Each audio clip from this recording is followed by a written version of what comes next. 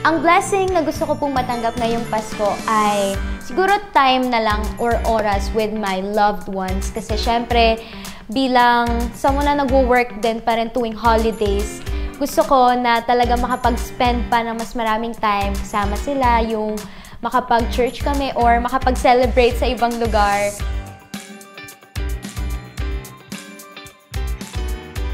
Gusto ko siguro ngayong Pasko masubukan na magbigay ng regalo sa mga tao na kahit hindi ko kakilala. Yung parang punta ako sa isang lugar and then bibigay ako ng simple gift lang just to share the blessings that I've received for the whole year.